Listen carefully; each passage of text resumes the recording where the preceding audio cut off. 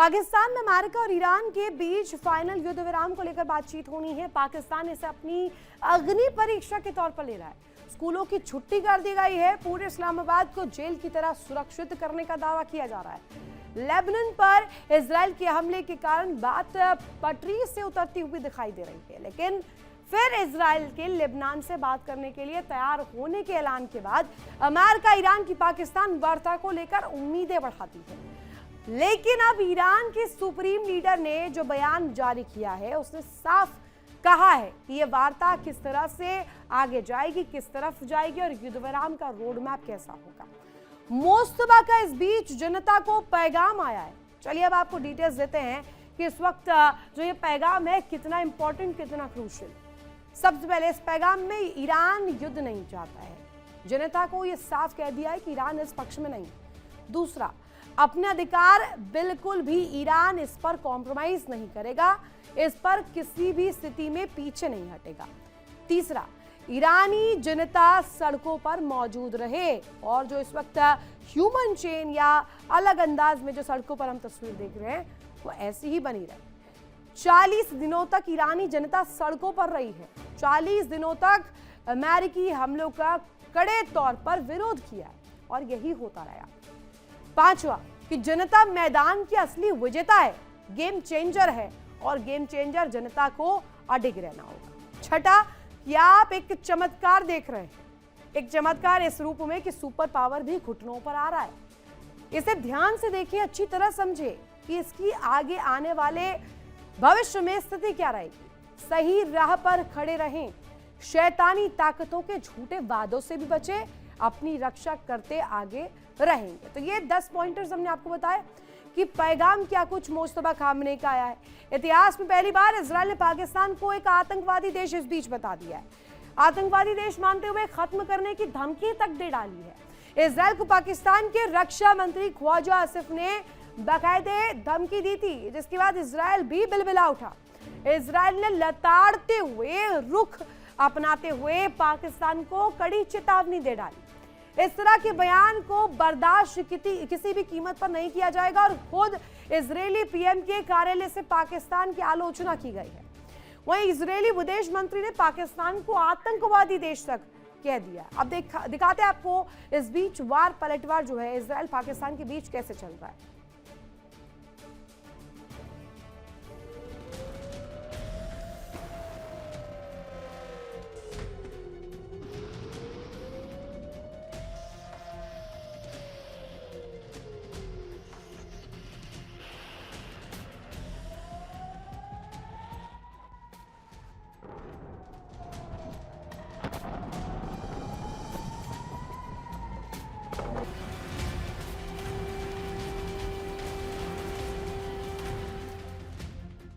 ख्वाजा आसिफ के इस बयान पर इजरायली पीएम बेंजामिन नेतन्याहू के कार्यालय ने तीखी प्रतिक्रिया देते हुए कहा कि पाक का इजरायल को लेकर विनाश की बात कहना निंदनीय है।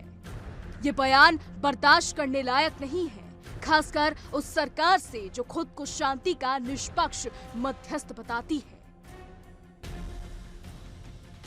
वहीं ईरान की सरकारी media agency Tasnim news agency ने कहा कि पाकिस्तान में वार्ता तब तक स्थगित रहेगी जब तक इजरायल लेबनान में सैन्य हमले बंद नहीं कर देता।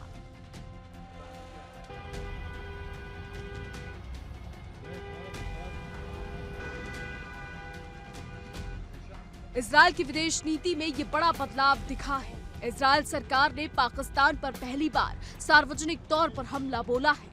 इससे पहले भारत में इजरायल के राजदूत ने बताया था कि इजरायल को पाकिस्तान पर भरोसा नहीं है। वो गाजा में ट्रंप के अंतर्राष्ट्रीय स्थिरता बल में पाकिस्तानी सेना को शामिल होने की अनुमति नहीं देगा। बता दें कि पाकिस्तान ईरान अमेरिका के बीच 2 हफ्ते के सीजफायर की मध्यस्थता में अहम भूमिका निभा रहा है। दोनों पक्षों के बीच इस्लामाबाद में बातचीत चल रही है। पाक इसे ऐतिहासिक कूटनीतिक सफलता बता रहा है।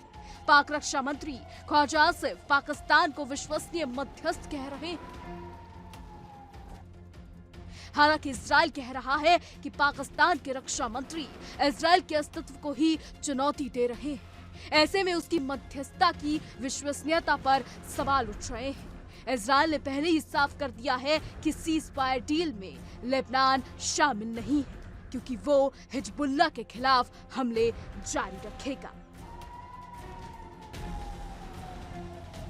Bureau report, India daily.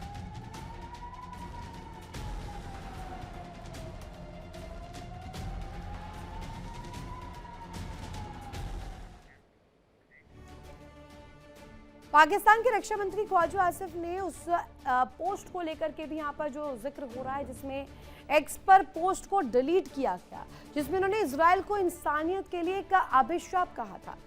गुरुवार को पब्लिश हुई इस पोस्ट से काफी हंगामा मचा। इस पोस्ट के बाद से अमेरिका और ईरान के बीच मध्यस्थता करने की पाकिस्तान की काबिलियत पर भी सवाल खड़े होने लगे। अब डिलीट हो चुके इस पोस्ट में आसिफ ने लिखा था कि जब इस्लामाबाद में शांति वार्ता चल रही है, तब लेबनान में नरसंहार किया जा रहा है। इजराइल द्वारा बेकसूर नागरिकों की हत्या की जा रही है। पहले गजा और फिर ईरान और अब लेबनान। खून खराबा लगातार यहाँ पर जारी है।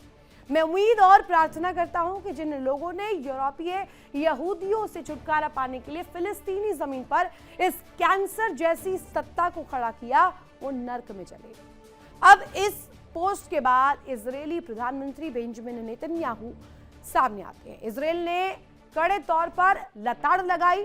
पाक की इससे हेकड़ी निकलते हुए नजर आई है और यहाँ पर ख्वाजा आसिफ को आईना इजरायल ने दिखाया है।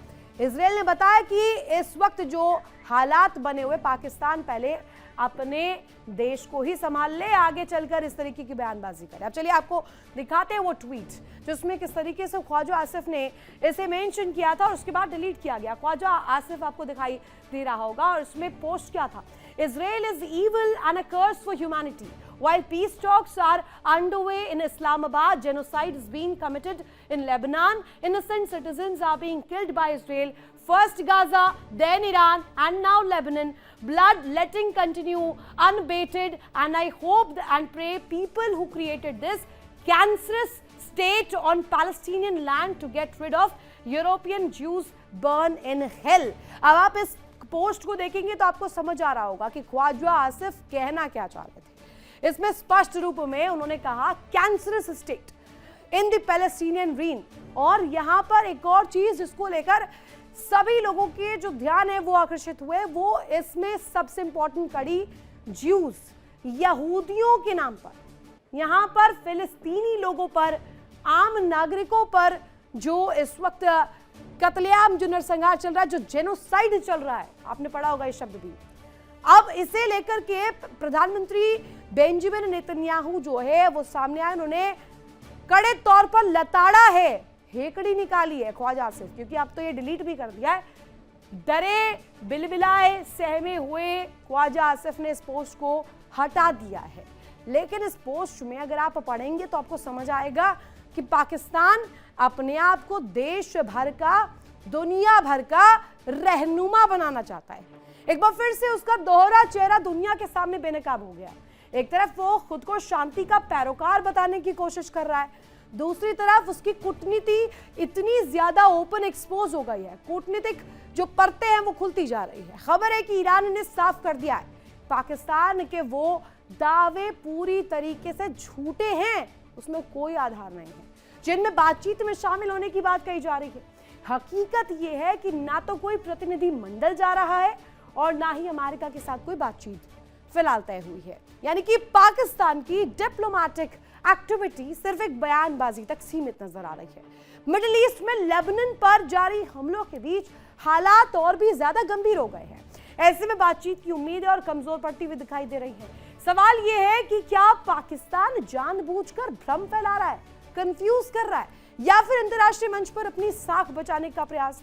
क्योंकि इतना अरबों खरबों का कर्जा ले रखा है, आखिर लाएंगे कहां से, चुकाएंगे कहां से? फिलहाल तस्वीर इस वक्त क्लियर है, साफ है।